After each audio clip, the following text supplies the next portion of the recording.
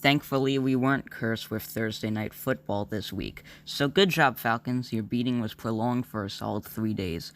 Taysom Hill's out here proving that playing quarterback is for little wimps who need to hang in the pocket.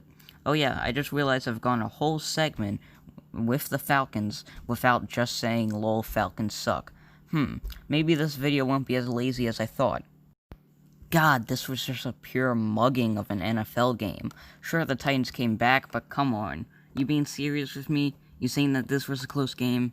No, this is 2020, where we live in a society where the Browns are about to make the playoffs. May God have mercy on our souls.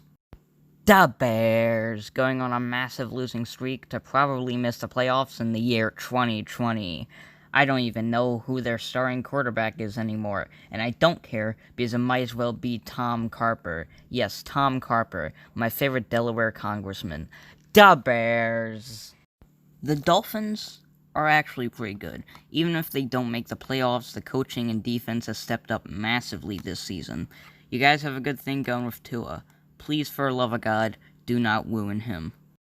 God damn it, Jaguars! I hate you guys. After 13 long weeks of being a fan, I'm done with this team. Fire the coaches. Fire all the GMs. Find a way to fire the owner. I have never watched a Jaguars game in my whole life. No, I have not. But I won an internet show where I shitpost them, but that probably still makes me a real fan. Hi, I'm Rodrigo Blankership, the Colts kicker. Our situation is currently similar to the Star Trek Season 7, Episode 8, Burritos in Space, in where Spock orders Chipotle. I'm going to leave now because King Pickle doesn't know how to end segments. I'm the majority of my team's points. Please save me. So bye.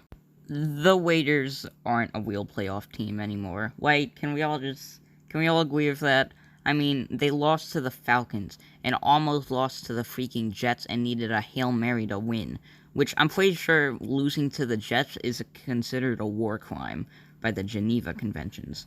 But goddamn, Darren Waller is a good tight end. The Giants beat the Seahawks with Colt McCoy. This will be the greatest upset of the week. Nothing will top this, he says sarcastically, foreshadowing a future segment in a football-themed comedy show. The Rams need to calm down. A team with Jared Goff shouldn't be this good. Oh yeah, and the Cardinals are okay. They've quickly lost steam and may lose the playoff race to the freaking Vikings. Like the Vikings, the team that was at 1.1-5, making the playoffs. God, the NFC infuriates me as a fan of a team about ready to go 10-6 and not make the playoffs. Hey, Chargers, you're more dead than the city that originally you called home. Cam Newton just tore through this team. I didn't even notice the scores till I started writing this video, because it's, the Chargers versus the Patriots. I wasn't exactly keeping my eyes on this matchup. So the Packers might be the best team in the NFL. Like, I don't know. Maybe. The Eagles, however, aren't very good. In fact, the Eagles are so bad, they put in Jalen Hurts instead because Carson Wentz has died for our sins. The Chiefs, however, may also be the best team in the NFL. I know that's a hot take. That's why you watch this channel. Thought-provoking discussion of football is what this channel is known for. Next hot take of the video, the Broncos are bad. I need to calm down. I guess I can't just mentally check out of this video because nothing interesting is going to happen throughout the rest of the week. I mean, what? Ravens versus Cowboys? Steelers versus football team? Nothing interesting is going to happen throughout the rest of the week, so I might as well mentally check out of this episode. The football team, the mother-loving football team beat the Steelers. Oh, by God, this has made 2020, this has redeemed 2020.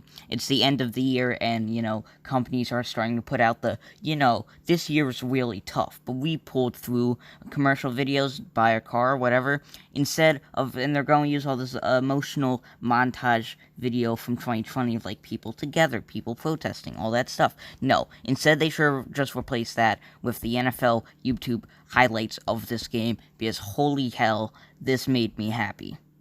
Are you boys ready for another hot take? The Bills are really good. Josh Allen's really good. The defense really good. Stephon Diggs is really good.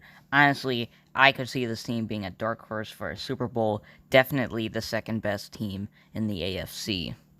You gotta love a good bounce back game. Lamar, while not throwing too much, was running around and just slinging the ball. He had 3 touchdowns, 2 in the air, 1 on the ground, and 100 yards rushing. I think Gus Edwards also had 100 yards rushing. Dobbins, even Ingram got in. It was just a buffet of yardage. But best of all, they were having fun. Lamar had this infectious energy around him that might even make Dez smile. Poor Dez. He spent all of last night updating his followers on Twitter how drunk he was on wine. My man came back after 3 years and got COVID. Jeez, that's depressing. Alright, boys, welcome to the Power Rankings. Okay, let's go. Jets, Jaguars, Cowboys, they stay down there. Bengals and Broncos. They're pretty bad. Chargers, slightly better than the Broncos and Bengals, mostly because the Chargers at least have a quarterback. Speaking of quarterbacks, Eagles. Yikes. Texans are up next. They're still trying, all right. You can't say that they're not. The Panthers are coming in at number 19. You know, they're a young team. They're rebuilding. I could see them being pretty solid in about like 2-ish years. Lions, they just keep on keeping on. They're the Lions. Coming up next is the Falcons. Great offense, but Jesus Christ, that defense. Number 21 is the Giants, and number 20 is the Washingtons, because Washington has a slightly better defense, which I think will really carry them to the, winning the division. 49ers are up next. Similarly, they've won against some good teams. They beat the Rams twice. Bears, they stay where they stay. Number 17 is going to be the Patriots. Patriots and Vikings, they're still clinging on. Dolphins have stayed at the number 15 slot. I don't know how. Raiders have stayed here. Raiders, Cardinals, Colts have sort of been around this area since I started doing the power rankings.